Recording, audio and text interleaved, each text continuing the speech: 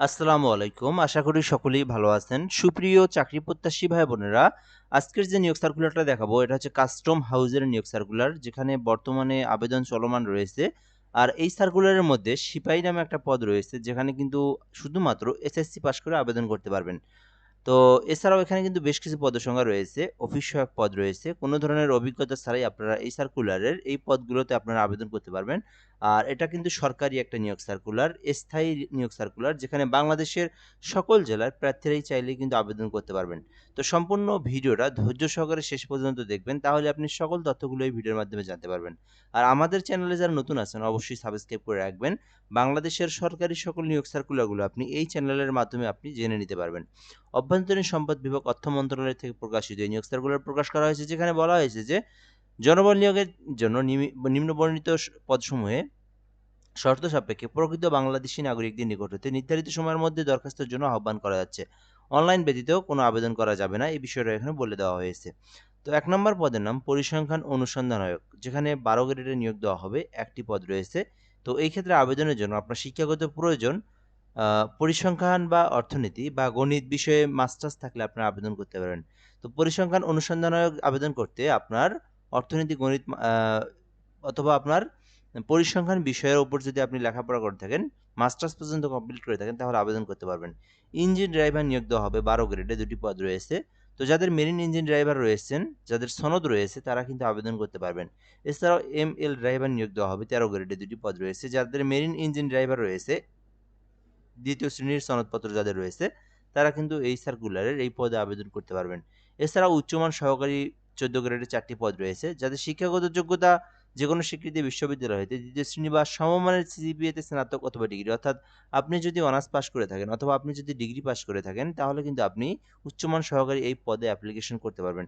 এছাড়াও ক্যাশিয়ার পদে একটি পদ রয়েছে, যেখানে আবেদনের জন্য শিক্ষাগত যোগ্যতা চাওয়া হয়েছে কোনো অনুমোদিত বিশ্ববিদ্যালয় হইতে স্নাতক ডিগ্রি, অর্থাৎ আপনি যদি অনার্স পাস করে থাকেন অথবা আপনি যদি ডিগ্রি পাস করে থাকেন, তাহলে আপনি ক্যাশিয়ার পদে অ্যাপ্লিকেশন করতে পারবেন। এছাড়াও ৬০ মুদ্রাক্ষরী কাম কম্পিউটার অপারেটর রয়েছে, যেখানে একটি পদ রয়েছে। আর এক্ষেত্রে শিক্ষাগত যোগ্যতা চাওয়া হয়েছে কোনো স্বীকৃত বিশ্ববিদ্যালয় হইতে অনন্য ২য় শ্রেণী বা সমমানের সিজিপিএতে স্নাতক অথবা ডিগ্রি, অর্থাৎ আপনি যদি অনার্স পাস করেন, আবার আপনি যদি ডিগ্রি পাস করেও থাকেন, তাহলে কিন্তু আপনি ৬০ মুদ্রাক্ষরীকে আবেদন করতে পারবেন।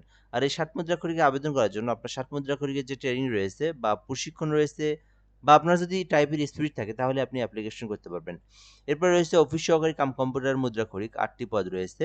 শিক্ষাগত যোগ্যতা চাওয়া হয়েছে কোনো স্বীকৃতি বোর্ড হতে অনন্য ২য় বিভাগ বা আ আচ্ছা, এখানে বলা হয়েছে যে কোন স্বীকৃতি বোর্ড হতে অনন্য ২য় বিভাগ বা সমমানের জিপিএতে উচ্চ মাধ্যমিক থাকতে হবে। অর্থাৎ যাদের এইচএসসি উচ্চ মাধ্যমিক বলতে এইচএসসি পাস করা থাকলে আপনারা অফিস সহকারী কাম কম্পিউটার মুদ্রাক্ষরিক, ৮ টি পদ রয়েছে, এটাতে আবেদন করতে পারবেন। এছাড়াও স্পিড বোট ড্রাইভার রয়েছে, ১৬ গ্রেডে ৩ টি পদ রয়েছে। ২ বছরের অভিজ্ঞতা সহ বৈধ ড্রাইভিং লাইসেন্স থাকলে আবেদন করতে পারবেন। যাদের স্পিড বোট ড্রাইভিং লাইসেন্স রয়েছে এবং কাজের অভিজ্ঞতা রয়েছে মিনিমাম ২ বছরের, তারা আবেদন করতে পারবেন। এরপরে কিন্তু সিপাহি পদ রয়েছে। তো আমি কিন্তু আপনাদেরকে এই পদের কথাই উল্লেখ করে বললাম। তো এইটাতে কিন্তু আবেদন করতে কোনো ধরনের অভিজ্ঞতার প্রয়োজন নাই। শুধুমাত্র এসএসসি পাস করলেই আপনারা আবেদন করতে পারবেন। সিপাহি পদ ১৭ গ্রেড, মোট ৫ টি পদ রয়েছে। আবেদন করতে আপনার শিক্ষাগত যোগ্যতা প্রয়োজন এসএসসি পাস। শুধুমাত্র এসএসসি পাসে আবেদন করতে পারবেন। ৫ ফুট ৪ ইঞ্চি পুরুষদের ক্ষেত্রে উচ্চতা থাকতে হবে এবং ৫ ফুট ২ ইঞ্চি মহিলাদের ক্ষেত্রে। আর এটা কিন্তু অনেকটা ডিফেন্সের চাকরির মতো সিপাহি পদটা হয়ে থাকে। যার কারণে ৫ ফুট ৪ ইঞ্চি হইলেই আপনি আবেদন করতে পারবেন। মহিলারা কেউ আবেদন করলে ৫ ফুট ২ ইঞ্চি হইলেই আবেদন করতে পারবেন। শুধু এসএসসি পাস থাকলে আবেদন করা যাবে। এছাড়াও সারিং নামে একটা পদ রয়েছে, যেখানে আপনার আ মাস্টার্স সনদ লাগলে আবেদন করতে, মাস্টার্স সনদ সহ সংশ্লিষ্ট ক্ষেত্রে ৫ বছর সারিং কাজের অভিজ্ঞতার প্রয়োজন রয়েছে। সুগানি নামে একটা পদ রয়েছে, যেখানে আবেদনের জন্য জাহাজে মিনিমাম ২ বছরের সুগানি কাজের অভিজ্ঞতা থাকতে হবে।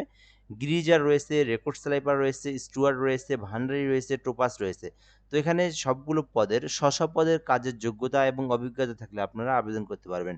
এরপরে রয়েছে অফিস সহায়ক, যেখানে কিন্তু ২০তম গ্রেডে নিয়োগ দেওয়া হবে। মোট ৩ টি পদ রয়েছে। মাধ্যমিক স্কুল সার্টিফিকেট, অর্থাৎ শুধুমাত্র এসএসসি পাশে আবেদন করতে পারবেন। আলাদা কোনো অভিজ্ঞতা কোনো কিছুরই প্রয়োজন নাই। শুধুমাত্র এসএসসি পাস থাকলেই অফিস সহায়ক পদে অ্যাপ্লিকেশন করতে পারবেন। মোট ৩ টি পদ রয়েছে। এছাড়াও কিন্তু বোটম্যান রয়েছে। পঞ্চম শ্রেণীর পাস থাকলে আবেদন করতে পারবেন। নিরাপত্তা প্রহরী রয়েছে, 5টি পদ রয়েছে। শুধু অষ্টম শ্রেণী থাকলে আবেদন করতে পারবেন। আলাদা কোনো অভিজ্ঞতা কোনো কিছুরই প্রয়োজন নাই। শুধু অষ্টম শ্রেণী থাকলে আপনারা নিরাপত্তা প্রহরীতে আবেদন করতে পারবেন। লস্কর নামে একটা পদ রয়েছে, 12টি পদ রয়েছে এখানে। তো এক্ষেত্রে আবেদনের জন্য আপনাকে আপনার শিক্ষাগত যোগ্যতা প্রয়োজন মেরিন ট্রেনিং সেন্টার হইতে মিনিমাম 2 বছরের কাজের অভিজ্ঞতা থাকতে হবে। অর্থাৎ জাহাজে মিনিমাম 2 বছরের কাজের অভিজ্ঞতা থাকতে হবে লস্কর পদে, ঠিক আছে? তো এই সার্কুলারে আপনার শিক্ষাগত যোগ্যতা অনুযায়ী আপনি যে পদে চান সেই পদে আপনি আবেদন করতে পারবেন। তো বেসিক্যালি আপনারা এই যে সিপাহি পদ আবেদন করতে পারেন অথবা অফিস সহায়ক আবেদন করতে পারেন যাদের অভিজ্ঞতা নাই। আর যাদের অভিজ্ঞতা আছে জাহাজের কাজের তারা আপনার স্ব পদে আবেদন করতে পারেন। আবেদন করতে আপনার বয়সটা অবশ্যই 18 হতে 32 এর মধ্যে থাকতে হবে। কিভাবে আবেদন করবেন? আবেদনের প্রসেসটা আমি আপনাদেরকে বলে দিচ্ছি সুন্দর করে। তার মধ্যে বলে নেই এই আবেদনটা কিন্তু 30শে এপ্রিল পর্যন্ত চলমান থাকবে। বর্তমানে আবেদনটা চলমান রয়েছে। 30শে এপ্রিল ভালো করে মনে রাখবেন 30শে এপ্রিল পর্যন্ত আবেদনটা চলমান থাকবে। এরপরে আর আপনারা আর আবেদন করতে পারবেন না। তো আবেদনটা করার প্রসেসটা হচ্ছে যাদের নিজেদের ল্যাপটপ, কম্পিউটার, পিসি রয়েছে কিভাবে আবেদন করবেন? আবেদনের প্রসেসটা হচ্ছে mcastellytalk.com.bd mcastellytalk.com.bd অনলাইনে লিখে সার্চ করলে আপনারা আবেদনের ফর্মটা পেয়ে যাবেন। ওখান থেকে আপনার সকল তথ্যগুলো পূরণ করে আবেদনটা করতে পারবেন। এর মধ্যে একটা বিষয় বলে নিই, আপনি কিন্তু চাইলে আমাদের মাধ্যমে আবেদন করে নিতে পারেন। বাংলাদেশের যেকোনো সরকারি চাকরির আবেদন ঘরে বসে থেকে একদম নির্ভুলভাবে আবেদন করতে এই নাম্বারে হোয়াটসঅ্যাপ এসএমএস করতে হবে। তো আপনি আমাদেরকে এসএমএস করে বলবেন কোন সার্কুলারে আবেদন করবেন। একটা ফর্ম দেওয়া হবে সেটা পূরণ করে দিবেন। আপনাকে আবেদন করে সঙ্গে অ্যাপ্লিকেশন কপির পিডিএফটা দেওয়া হবে। তো ঘরে বসে থেকে আবেদন করতে চাইলে হোয়াটসঅ্যাপ এসএমএস করতে হবে। তো এরপর আপনাদেরকে আমরা যে বিষয়টা দেখাবো, আপনারা যারা নিজেরা আবেদন করতে পারেন লিংকে ক্লিক করে আপনার সকল পার্সোনাল তথ্য, এডুকেশনাল কোয়ালিফিকেশন এবং আপনার একটা ছবির প্রয়োজন হবে 300x300 পিক্সেলের, একটা স্বাক্ষর হবে 300x80 পিক্সেলের। এগুলো আপনারা পূরণ করে আপনারা ছবি স্বাক্ষর আপলোড দিয়ে আপনার আবেদনটা সাবমিট করে দিবেন। সাবমিট করে দেওয়ার পর আপনার ফি জমা দিতে হবে, সরকারি ফি যেটা সেটা পাঠিয়ে দিতে হবে।